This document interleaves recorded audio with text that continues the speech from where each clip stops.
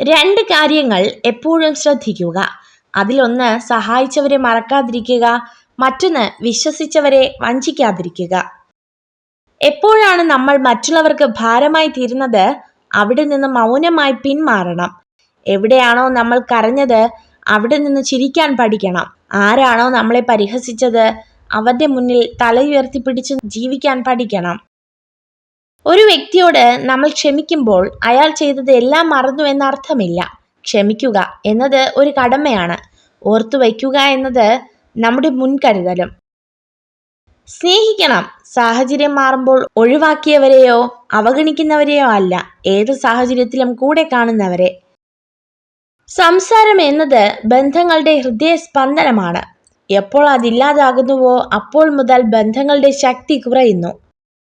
സ്വന്തം ആവശ്യങ്ങൾക്ക് വേണ്ടി മാത്രം സ്നേഹിക്കുന്നവരെ തിരിച്ചറിയാൻ കഴിയാതെ പോയാൽ അതുതന്നെയാണ് ജീവിതത്തിലെ ഏറ്റവും വലിയ പരാജയം. വിശ്വാസത്തിന്റെ അടുപ്പവും ബഹുമാനത്തിന്റെ അകലവുമാണ് നല്ല ബന്ധങ്ങളെ നിലനിർത്തുന്നത്. ഒരാളുടെ വിജയം മാത്രം ആളുകൾ കാണുന്നു, എന്നാൽ അയാൾ അതിനുവേണ്ടി ചെയ്ത ത്യാഗങ്ങളും പരിശ്രമങ്ങളും ആരും കാണുന്നില്ല. തെറ്റായ അഭിപ്രായത്തിൽ ഉറച്ചു നിൽക്കുന്നതിനേക്കാൾ എന്തുകൊണ്ടും നല്ലത് നിങ്ങളുടെ അഭിപ്രായം മാറ്റുന്നത് തന്നെയാണ്. നമ്മൾ ദിവസവും ചെയ്യുന്ന ഏതെങ്കിലും ഒരു പ്രവൃത്തിയിൽ മാറ്റം വരുത്താതെ നമ്മുടെ ജീവിതത്തിൽ ഒരു മാറ്റം വരുത്തുക അസാധ്യമാണ്. നിങ്ങളുടെ മനസ്സ് തകർന്നതായി ആർക്കും തോന്നരുത്. കാരണം തകർന്ന വീടിന്റെ ഇഷ്ടിക എടുത്തു മാറ്റുവാൻ കാത്തിരിക്കുന്നവരാണ് മിക്കവരും.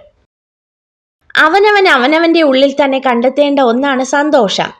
അല്പം ശ്രമകരമായ കാര്യമാണെങ്കിലും അത് വേറെ എവിടെയെങ്കിലും കണ്ടെത്തുക എന്നത് തികച്ചും അസാധ്യമായ കാര്യവുമാണ്.